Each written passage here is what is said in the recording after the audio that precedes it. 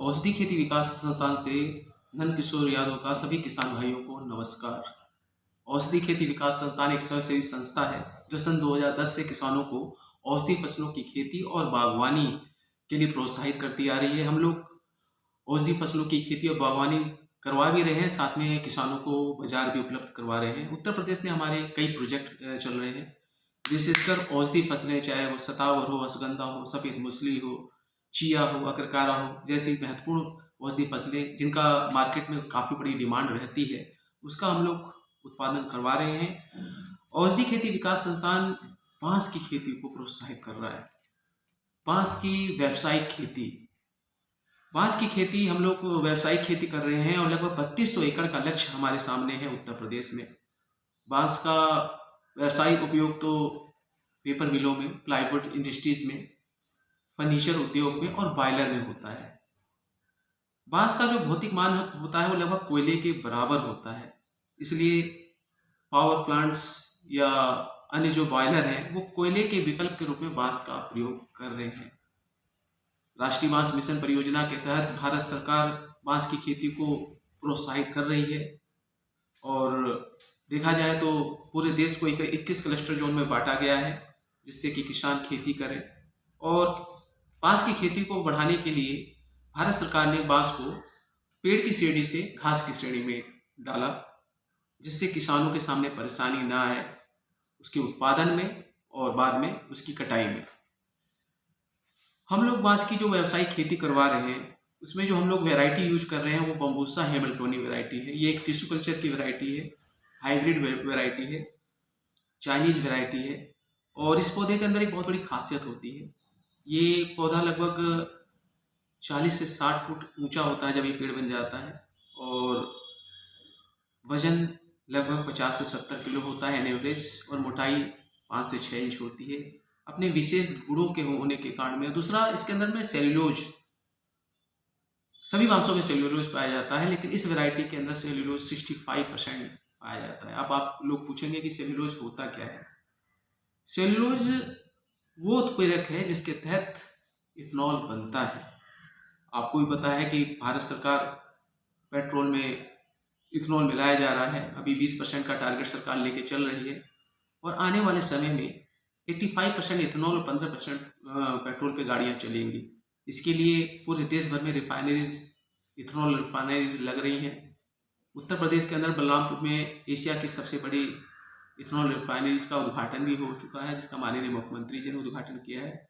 दूसरा, बरेली में, बहेड़ी में लग रही है। ऐसे 200 से ज़्यादा इथेनॉल प्लांट पूरे हिंदुस्तान में लग रहे हैं। अब इथेनॉल से फ़ायदा है कि जो पोल्यूशन होता है वो जीरो हो जाता है, गाड़ी का एवरेज बढ़ जाता है। और तीसरा, जो हमारा लाखों करोड़ों रुपया जो बाहर जाता है जिसके तहत पेट्रोल डीजल हम लोग या खरीदते हैं, वो काफ़ी पैसा बचेगा, वो हमारी इकोनॉमी में लगेगा। इसलिए इथेनॉल को बढ़ावा देने के लिए सरकार ने इसके इंपोर्ट पर रोक लगा दी है और जीएसटी 18% से घटा के 5% कर दी है, जिससे ज़्यादा से ज़्यादा मैन्युफैक्चरर आएँ, वो अपनी रिफाइनरीज लगाएं। इससे किसानों को भी फ़ायदा है कि उनकी फसलें जाएंगी, आम पब्लिक को फ़ायदा है कि जो पेट्रोल 100 रुपये के आसपास है वो 15 रुपये, 50, 55, 60 रुपये तक मिलेगा आने वाले समय में, और लोगों को रोज़गार भी मिलेगा। बांस का दूसरा व्यावसायिक उपयोग इस समय पेपर मिलों में हो रहा है, प्लाईवुड इंडस्ट्रीज में हो रहा है। और जो वैसे तो देखा जाए तो हिंदुस्तान में 136 से ज़्यादा वेराइटीज़ हैं, लेकिन जो दो मेन वेराइटी हैं, बम्बूसा बालकुआं और बम्बूसा हैमिल्टोनी वेराइटी, इसकी सबसे ज़्यादा व्यावसायिक मांग है। बात की जाए अब इसकी खेती के बारे में, तो हम लोग बांस की जो व्यावसायिक खेती करा रहे हैं वो मॉडल फार्मिंग के तहत करवा रहे हैं, औषधि फसलों के साथ बांस की व्यावसायिक खेती। इसके अलावा किसान अपनी परंपरागत फसलें भी बांस की खेती के साथ ले सकता है। बांस की खेती में शुरुआत के 2 साल किसान कोई भी फसल ले सकता है, चाहे गेहूँ, चाहे गन्ना, चाहे सरसों, या औषधि फसलों का भी शुरुआत से ले सकता है।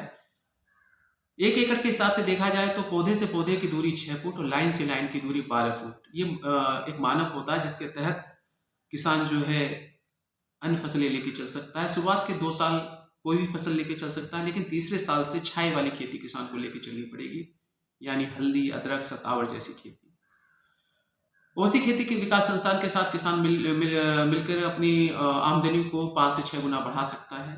कारण क्या है कि बाँस की खेती एक बहुत सुरक्षित खेती है आज के समय को देखते हुए। जिस तरह किसान आवारा पशुओं के कारण खेती नहीं कर पा रहे हैं, या जिस तरीके से आजकल खेती में बहुत खर्चा लग रहा है लेकिन उसके हिसाब से किसानों की आमदनी नहीं हो पा रही है। बागवानी में लोग पॉपुलर, यूकेलिप्टस और क्या कहते हैं, सागौन जैसे इमारती लकड़ी लगाते हैं, लेकिन इसमें भी एक समय लगता है। किसी पौधे में, किसी में 8 से 10 साल, किसी में 20 साल लग जाते हैं। दूसरा परेशानी भी आती है, रेट भी किसानों को कभी-कभी अच्छा नहीं मिल पाता है। लेकिन बाँस की खेती में 3 साल के बाद चौथे साल से उत्पादन शुरू होता है और लाइफ टाइम हर साल उत्पादन मिलता रहता है। ये मान के चलिए कि 3 साल के बाद 1 एकड़ के अंदर में 100 से 125 टन एकड़ की शुरुआत होती है, जो प्लांट लगने के 10-12 साल के पश्चात 250-300 टन एकड़ हो जाती है। जो बाईबैक एग्रीमेंट हम लोग कर रहे हैं उसके हिसाब से देखा जाए तो 2000 रुपये टन पे औषधि खेती विकास संस्थान किसानों से बाईबैक एग्रीमेंट कर रही है और हर तीसरे साल इसमें बढ़ोतरी होगी। उस हिसाब से देखा जाए तो इसकी जो वैल्यूएशन निकल के आती है शुरुआत में 3 से 5 लाख एकड़ आती है, जो 10-12 साल के बाद 5 से 7 लाख एकड़ हो जाती है। बाँस किसी भी कठिन परिस्थिति में हो सकता है, किसी भी जलवायु में हो सकता है, चाहे वो रेतीली ज़मीन हो, चाहे वो बाढ़ग्रस्त क्षेत्र वाली ज़मीन हो, चाहे वो ऊसर हो, बंजर हो, यानी किसी भी परिस्थिति में आप बाँस का खेती कर सकते हैं। खेती का मानक क्या है, पूरा उसकी जानकारी दीजिए सर हमें। जैसे कितनी दूरी पे कितना पौधा लगेगा, 1 एकड़ में कितना प्लांटेशन होगा, इसके बारे में थोड़ी हमें जानकारी दे दें। जी, इसमें पौधे से पौधे की दूरी जो है वो 6 फुट होती है, लाइन से लाइन की दूरी 12 फुट। ये मानक एक ऐसा मानक है जिसमें प्लांट को भी बढ़ने के लिए एक पूरा वो मिलता है, एरिया मिलता है, और साथ में किसान अन्य फसलें ले सकता है। आप गेहूँ, सरसों और जैसा मैंने बताया आपने मक्का या अन्य फसलें ले सकता है, गन्ना भी ले सकता है। इसके अलावा औषधि फसलें भी खेती ले सकता है। अब इसके अंदर में जो टोटल खर्चा आता है वो लगभग 45,000 रुपये एकड़ का आता है। औषधि खेती विकास संस्थान किसानों को जो प्लांट उपलब्ध करवा रही है वो 70 रुपये प्लांट उपलब्ध करवा रही है, जिसके हिसाब से जो खर्चा लगभग 1 एकड़ में 45,000 के आसपास का आता है। लेकिन बाँस की खेती में एक बहुत बड़ा फायदा है कि जो मेंटेनेंस चार्ज है वो 2 साल के बाद जीरो हो जाता है। ये किसी भी बागवानी में या किसी भी फसल में ऐसा नहीं मिलेगा आपको। आप गन्ना करते हैं तो गन्ने में किसानों को फ़ायदा होता है, लेकिन सबसे बड़ी बात है कि गन्ने के अंदर में आपको देखभाल की बहुत ज़रूरत पड़ती है। इसके अलावा खाद बीज की बहुत ज़रूरत पड़ती है। लेकिन बाँस में आप 2 साल के बाद आपका मेंटेनेंस चार्ज जो है वो जीरो हो जाता है और लाइफ टाइम हो जाता है। इन्हीं खूबियों के कारण बाँस की खेती को बढ़ावा मिल रहा है, बाँस की खेती लोकप्रिय बनती जा रही है। यानी ये एक तरीके से मान लीजिए कि ये आपके घर के अंदर में कोई एक ऐसा सदस्य आ चुका है जो 3 साल के बाद आपके परिवार को लाइफ टाइम कमा के देता है।